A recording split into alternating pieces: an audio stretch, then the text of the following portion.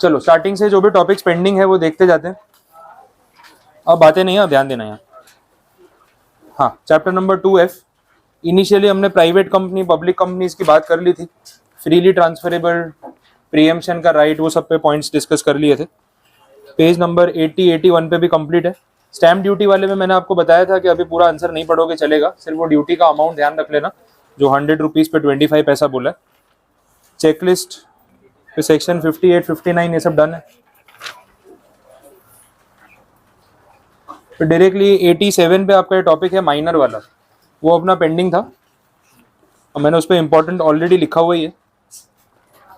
ठीक है, तो चलो टॉपिक को देख लेते हैं क्या बोला है। कंक्लूजन तक ना घुमा फिरा के लेके गए वो आंसर में, वो जस्टिफिकेशन के पॉइंट ऑफ व्यू से है कि एंड में करना क्या है। तो अपने भी जैसे वो लेके जा रहे हैं वैसे घूमते घूमते जाते हैं, देखें क्या पता चल रहा है।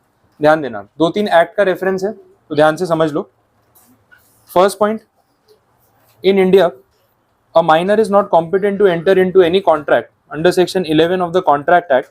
A person who has attained the age of majority is only competent to contract. ये बातें आपने कॉन्ट्रैक्ट एक्ट में पहले भी पढ़ी हुई है कि भाई कॉन्ट्रैक्ट के लिए एलिजिबिलिटी का क्राइटेरिया क्या है, आपका मेजर होना जरूरी है, साउंड माइंड का होना जरूरी है, सॉल्वेंट होना नेसेसरी है, ये सब पॉइंट्स थे। तो उसी के बेस पे रेफरेंस दिया हुआ है। तो कॉन्ट्रैक्ट एक्ट के रेफरेंस में अगर हम बात करें तो एक माइनर को कॉन्ट्रैक्ट में एंटर करना अलाउड नहीं होता है, ये फर्स्ट सिचुएशन। उसके बाद, since a minor cannot enter into a contract or agreement except through a guardian, ध्यान दो यहाँ पे, and since as per section 153 no notice can be taken of the fact that the guardian holds a share in trust for a minor, it follows that his name cannot be entered in the register of members and therefore he cannot become a member of the company. यहाँ पे बोल रहे हैं कि अगर minor guardian के through act करता है तो ऐसा कोई प्रोविजन अभी तक नहीं था इसमें, जितना अभी समझाया कि भाई आप माइनर का नाम रजिस्टर में एंटर कर दो, तो रजिस्टर में नाम अगर एंटर होगा तो वो मेजर गार्डियन का होगा, माइनर का नहीं होगा। अभी तक ये बता रहे हैं। तो जितना पॉइंट अभी तक हमने डिस्कस किया वो यही शो कर रहा है कि माइनर के लिए मेंबर बनना पॉसिबल नहीं। आगे देखते हैं और कोई सॉल्यूशन निकाला इसका। There is however no objection in law to the guardian of a minor entering into a contract on behalf of a minor by virtue of the statutory right conferred on the guardian of minor under the given section of the Hindu Minority and Guardianship Act 1956। अब ये थोड़ा divert कर रहे हैं उससे, पहले एकदम strictly ना बोल दिया। फिर उन्होंने बोला कि जब भी माइनर का केस होता है तो उसके साथ एक लीगल गार्डियन, एक मेजर गार्डियन होता ही है। तो एक गार्डियनशिप एक्ट बना हुआ है 1956 का, जिसके हिसाब से अगर हम ओवरऑल उसके सेक्शंस का एनालिसिस करें तो ये पता चलता है कि अगर एक माइनर के बिहाफ पे उसका गार्डियन कोई कॉन्ट्रैक्ट करता है तो इसमें कहीं ऑब्जेक्शन भी नहीं है, कहीं स्पेसिफिक डिनाई नहीं किया कि नहीं कर सकते। तो एक थोड़ा सा डाइवर्ट करने के लिए उन्होंने ये प्रोविजन आपको समझाया। आगे क्या हो रहा है, since section 56 of the companies act enables execution of transfer deed by or on behalf of the transferor or transferee, the transfer deed can be executed by a minor through his natural guardian as a transferee, and the contract so entered into by a minor through his natural guardian is binding and valid according to the guardianship act। तो देखो अब उस diversion पे आ रहे हैं वो कि भाई माइनर को अलाउ कर सकते हैं, क्योंकि यहाँ पे जब हम सेक्शन 56 का रेफरेंस ले रहे हैं कंपनीज एक्ट का, तो वहाँ पे बोला है कि ट्रांसफरर और ट्रांसफरी खुद से भी कॉन्ट्रैक्ट कर सकते हैं और उनके बिहाफ पे कोई और भी कॉन्ट्रैक्ट कर सकता है। तो इसका मतलब ये है कि अगर माइनर ट्रांसफरी है तो माइनर के बिहाफ पे उसका लीगल गार्डियन कॉन्ट्रैक्ट कर सकता है। आया समझ में? तो इन शॉर्ट ओवरऑल स्टोरी उसी तरफ जा रही है कि माइनर को अगर शेयर्स खरीदने हैं तो खरीद सकता है, लेकिन उसके ऊपर कोई लायबिलिटी इंपोज नहीं की जा सकती, उसको सिर्फ बेनिफिट्स दे सकते हैं। और माइनर किसके नाम से शेयर परचेज करेगा? उसके लीगल गार्डियन के नाम से, तो चलेगा। कंक्लूजन तो यही है कि अलाउड है, लेकिन वो स्टार्टिंग से बता रहे हैं कि वे पहले क्या था, कौन से एक्ट में क्या बोला हुआ है और किस रेफरेंस से हम इस कंक्लूजन पे आए। तो उन्होंने 2-3 एक्ट का रेफरेंस दे दिया। पहले आपको कॉन्ट्रैक्ट एक्ट का सेक्शन 11 समझाया, फिर उसके बाद गार्डियनशिप एक्ट की बात की, उसके बाद कंपनीज एक्ट पे आए। तो कंक्लूजन तक आते आते उन्होंने पूरा सोर्स बता दिया और कुछ नहीं। आगे देख लो, the articles of association can not impose a blanket ban prohibiting transfer of shares in favour of a minor as such restriction is unreasonable and not sustainable. Blanket ban का मतलब ये हुआ कि कोई भी बात सुने बिना सीधा ना बोल दिया, that is a blanket ban. Ban ही लगा दिया और कोई ऑप्शन ही नहीं छोड़ा, इफ एंड देन की कोई पॉसिबिलिटी नहीं, नो मीन्स नो हो गया। तो ये सिचुएशन होनी नहीं चाहिए, ये अनरीजनेबल है ना। अगर माइनर के बेनिफिट के लिए उसके फेवर में उसको शेयर्स अलॉट किए भी जा रहे हैं जिसकी उसके ऊपर कोई लायबिलिटी इंपोज नहीं होगी, तो उसमें एक्चुअली में प्रॉब्लम क्या है, क्यों ऐसा रिस्ट्रिक्शन लगाना है। तो ऐसा ब्लैंकेट बैन कंपनीज एक्ट नहीं लगाता है, ये क्लैरिफाई कर दिया यहाँ पे। ठीक है, आगे section 44 provides that shares in a company are movable property, transferable, ये हम पढ़ चुके हैं। The expression in the manner provided by the articles can only be interpreted to mean the procedure to be adopted for transfer and impose restrictions which are meaningful and reasonable. ठीक है, general explanation.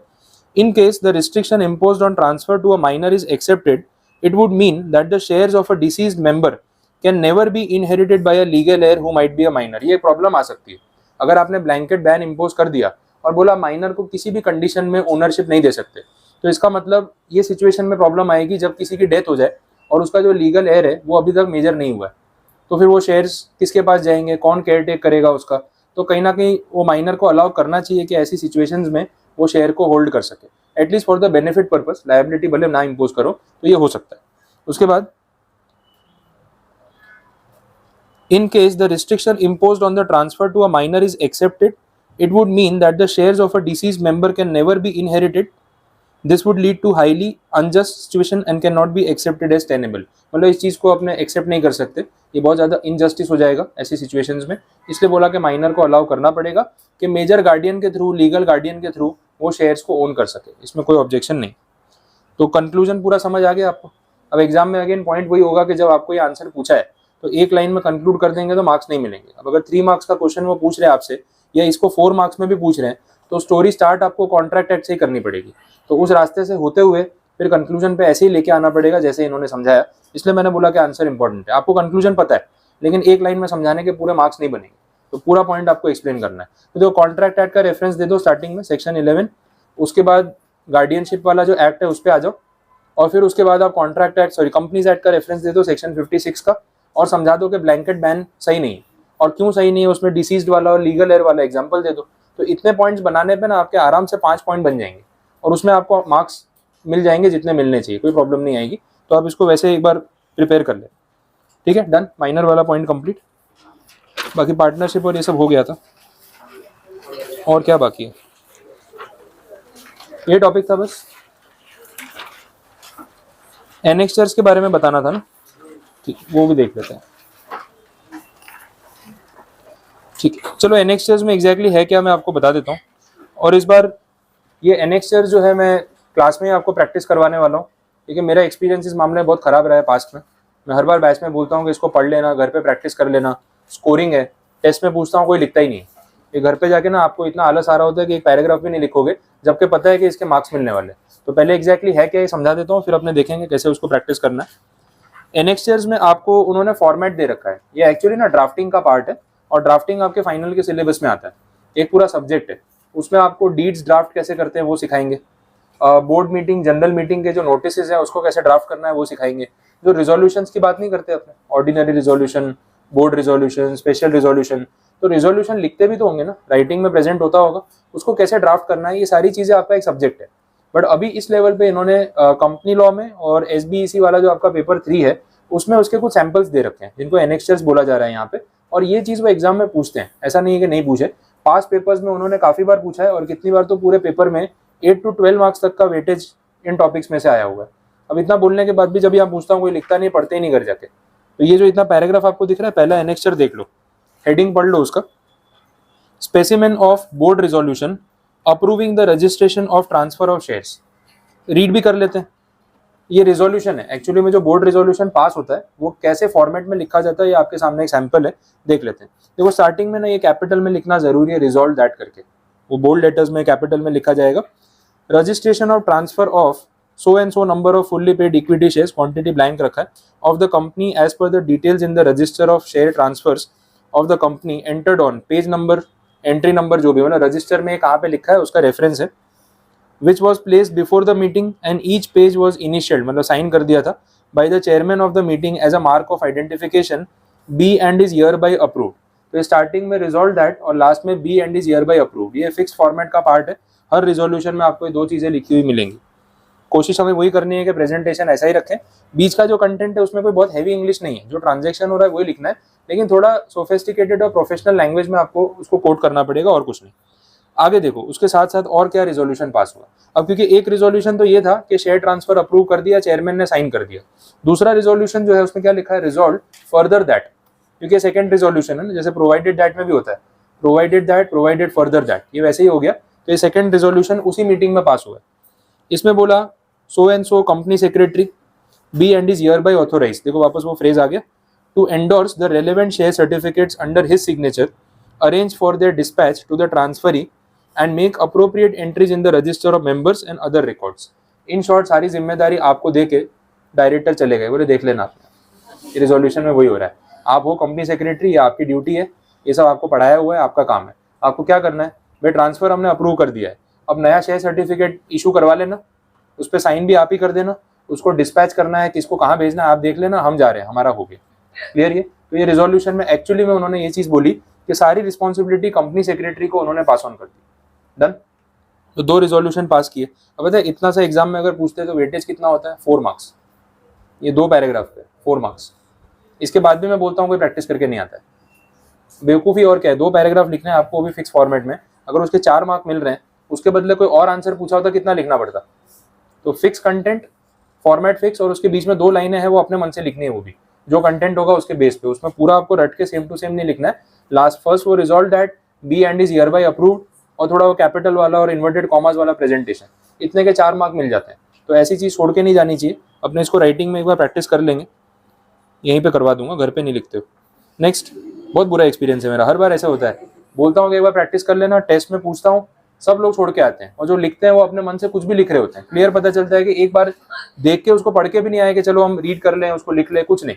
तो इतना आप lightly लोगे ऐसी चीज़ों को तो वर्थ नहीं है। चलो नेक्स्ट है, next specimen of board resolution approving registration of transmission. देखो पर्पस चेंज हो गया ना, पहले में क्या था, ट्रांसफर जो वॉल्यूंटरी होता है, या ट्रांसमिशन जो ऑटोमेटिक हुआ होगा। तो कंटेंट में आपको उतना चेंज देखने को मिलेगा। अब देखो फर्स्ट रिजोल्यूशन तो एग्जैक्टली सिमिलर है, वहाँ ट्रांसफर था, यहाँ ट्रांसमिशन है, बाकी वो page number, entry number, number of share वो सेम ही रहने वाला है, और किसको ट्रांसफर हुआ वो भी लिखा है। ठीक है, सेकंड रिजोल्यूशन देखें, उसमें क्या बोला है, since the company has received a letter from so and so person intimating to the company that he has decided to have the said shares registered in his name, the said shares shall be registered in his name only। ये वो point हो गया जहां मैंने आपको बोला था कि जो ट्रांसफरी है, जिसको ट्रांसमिशन के थ्रू शेयर्स मिल रहे हैं, अगर वो अपने नाम पे शेयर नहीं रखना चाहता तो डायरेक्टली आगे पास ऑन कर सकता है। ये पॉइंट था, उसके नाम पे ट्रांसमिशन करवाए बिना भी किसी थर्ड पार्टी को पास ऑन कर सकता है। बट ये चॉइस है ना उसके पास, उसको क्या करना है, कंपनी को इन्फॉर्म तो करना पड़ेगा वो क्या सोच रहा है। तो जो लीगल एयर है, जो रिप्रेजेंटेटिव है, उसने कंपनी के मैनेजमेंट को बोला कि शेयर मुझे ही रखने हैं, आप मेरे नाम पे ट्रांसफर कर देना। तो इंटीमेशन दिया होगा, तो उसका रिजोल्यूशन भी पास हो गया कि भाई ये चीज़ क्लियर हो चुकी है कि जो लीगल एयर है उसके नाम पे नया सर्टिफिकेट बनाना है, कोई कंफ्यूजन वाली बात नहीं है। तो भी रिजॉल्व कर दिया, उसके अंदर लिख दिया। तीसरा, थर्ड पॉइंट में वही सारी जिम्मेदारी आपके ऊपर, थर्ड रिजोल्यूशन वही आ गया। क्लियर? तो पहले पॉइंट में ट्रांसमिशन की बात की, दूसरे पॉइंट में क्लियर कर दिया ट्रांसमिशन किसके नाम पे करना है, तीसरे पॉइंट में काम कौन करेगा, उसको डेलीगेशन ऑफ अथॉरिटी कर दी, काम खत्म। अब वैसे ही एक एनेक्सर नंबर 3 है, ये स्पेशल रिजोल्यूशन है। ठीक है, पहले जो था वो दोनों बोर्ड रिजोल्यूशन थे, ये स्पेशल रिजोल्यूशन है, और इसके अंदर कंपनी के आर्टिकल्स को ऑल्टर करने की बात हो रही है। ठीक है, अब रिजोल्यूशन तो फर्स्ट लाइन में ही पास हो गया है, उसके साथ जो डिटेल्स प्रोवाइड करनी होती है ना, वो सारी डिटेल लिखी हुई है। अब एग्जाम में अगर ऐसा कुछ पूछ लेते हैं तो ये डिटेल्स को आप कट शॉर्ट करके लिख सकते हो, मतलब पॉइंट्स कवर कर लो, अंदर का एक्सप्लेनेशन आप कम वर्ड्स में भी यूज करोगे तो भी चलेगा, सेम टू सेम पूरा कॉपी पेस्ट करने की जरूरत नहीं है, लेकिन थोड़ा वेटेज को जस्टिफाई कर लेना। और सारे पॉइंट्स नहीं लिख पाए, जितने याद है उतने मेंशन करो तो भी एक बार चलेगा, लेकिन फॉर्मेट वाला पॉइंट है वो आपको प्रॉपर्ली लिखना है। ठीक है, तो इसमें ना 2-4 ही टाइप के ऑप्शन है, बोर्ड रिजोल्यूशन है, ऑर्डिनरी रिजोल्यूशन है, स्पेशल रिजोल्यूशन है, फिर वो बोर्ड मीटिंग का नोटिस भेजते हैं, जनरल मीटिंग का नोटिस भेजते हैं। ऐसे 5 से 6 अलग अलग पॉइंट्स हैं जिनके आपको फॉर्मेट अगर पता है, जैसे मैंने आपको बोर्ड रिजोल्यूशन के अभी 2 एग्जांपल करा दिए, आगे के चैप्टर में अगर कहीं और बोर्ड रिजोल्यूशन का पॉइंट आता है तो अब मैं आपको नहीं भी समझाऊंगा तो समझ में आ जाएगा, क्योंकि जो चैप्टर में डिस्कस हुआ उसके बेस पे ही है। तो एक टाइप का जो सैंपल है उसमें आपको 1 या 2 एग्जाम्पल्स रिलेट कर लेने, बाकी सारे आप नहीं भी करोगे तो भी एक बार चल जाता है, लेकिन वो 1-2 तो एटलीस्ट करने पड़ेंगे, फिर आप लिखोगे नहीं तो आपको प्रैक्टिस नहीं होगी, और एग्जाम में ना फिर हाथ नहीं चलेंगे क्या वर्ड्स लिखने थे, क्या सेंटेंस फ्रेम करना था, वो फिर थोड़ा डिफिकल्ट हो जाएगा। तो इस पर थोड़ा मेहनत कर लेना। आपके पेपर में आया मिनिमम 4 मार्क्स, कितनी बार एक 4 मार्क का पूछते हैं, 8 मार्क्स वाला पूछते हैं, तो दोनों मिला के 12 मार्क्स तक वेटेज चला जाता है। तो ऐसी चीज अगर स्किप करके जा रहे हो तो ये बेवकूफ़ी है। एक अपना डिफरेंस बिटवीन वाला सेक्शन होता है 16 मार्क्स, अगर ये 12 का आ गया तो सोचो 28 मार्क्स का पेपर आपके हाथ में है, जिसमें से आप मिनिमम 20 से 22 मार्क्स निकाल सकते हो अगर आप ठीक से लिख लो, तो वहीं पे आपका आधा तो टारगेट कवर हो गया। समझ आए? तो ये चीज़ों को स्किप नहीं करना चाहिए, उल्टा इसको 4 बार लिख के उस पर मेहनत करो कि अगर ये आया ना तो 2 पैराग्राफ के 4 मार्क मिल रहे हैं, अपने जाने नहीं देंगे, फुल मार्क्स स्कोर हो सकते हैं। क्लियर ये चीज़? ठीक है, चलो तो आपका 2F वाला टॉपिक यहाँ पे इसके साथ पैकअप है। ठीक है, नया चैप्टर तो नहीं स्टार्ट कर रहा हूँ, कल ही देखेंगे, थर्ड चैप्टर कल देखेंगे।